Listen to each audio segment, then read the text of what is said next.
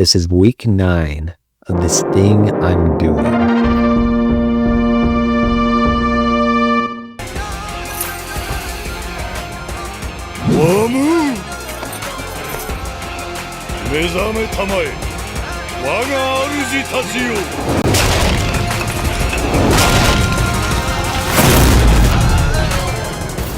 This has been a baller of a week for all 3 of these projects.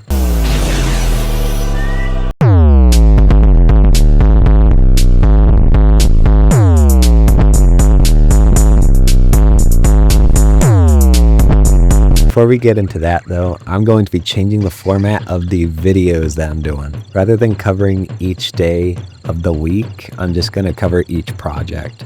I think it's a better direction because what usually happens is that the first few days get all the good jokes and the effort put into them, and then the later days where I am tired and I want to go to bed, it kind of gets shoehorned in there, not gonna lie. Trust me, it'll be better for the projects and the video for sure. Lies! The filthy earth boy lies! Each week this summer I'm working on 3 separate projects. For these projects I'll be using MuseScore for music, Maya for 3D, and Godot for games, along with a handful of others. Now then, let's get in the zone.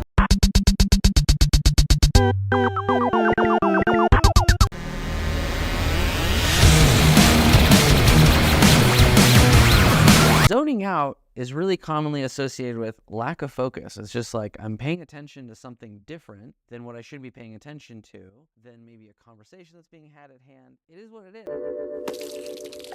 I was able to really zone in on the GT score this week. I started by putting the finishing touches on the last score I was working on, add some bass drum and a slit drum sound to give the track a little more oomph. I also added a second electric guitar to create a sort of alternating feel through the track, and I threw in a tuba for good measure. After that, I started working on a brand new song using all the instruments from the previous track. My goal is for this to be a 4-part song. I want it to start with an instantly loud section, moving into a similarly loud section but with a different melody. Then I hit a Garo-style drop-off from One Punch Man.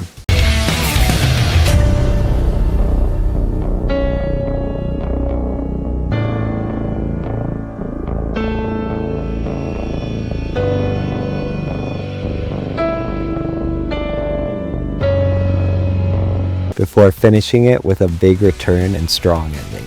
That's the game plan. Right now I'm mostly trying to find the right melody, but overall the GT score project has had a pretty solid week.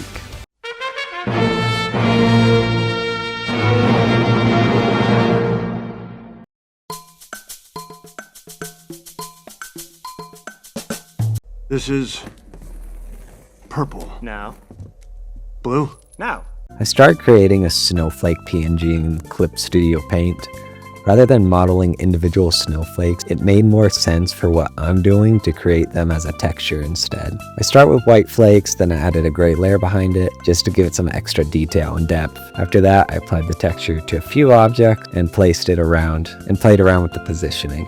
One thing that's really helpful is having a camera set up specifically for the final shot. Having a consistent point of reference makes posing, gravatar, and the other things more intentional, much more intentional.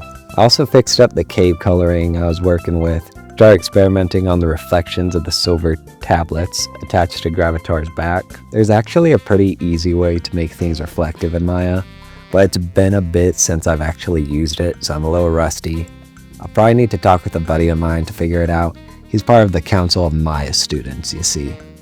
I ask that you all respect the spirit of High Hrothgar and do your best to begin the process of achieving a lasting peace in Skyrim. Last thing I worked on this week was hopping back into armor paint. I managed to work through a lot of the issues I was having, and I finally managed to actually paint something onto the texture. Finally! After fixing a few mesh issues, I set up the skin texture, adjusted a few things, and I started painting Gravatar's cracked lips. I laid down a few colors, experimented a bit, and overall I feel like things are moving in the right direction for this project. God, you got fucked up. Get in there, man.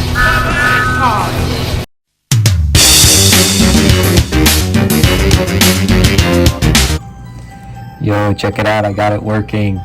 Yo, look at that. I got my thrift store controller working, which was also baller. Anyways, this was a fantastic week for the Philippine project. Start by creating a little Philippine dance animation similar to Kirby's victory dances.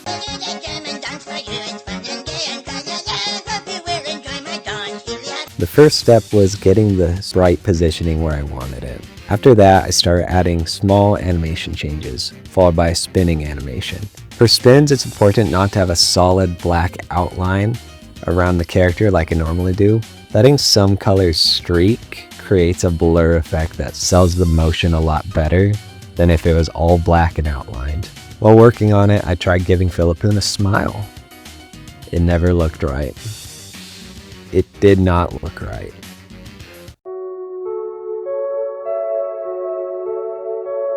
So I scrapped the smile and instead I had him close one eye, his only eye. I also had a little sparkle effect when he lands on the final beat of the dance.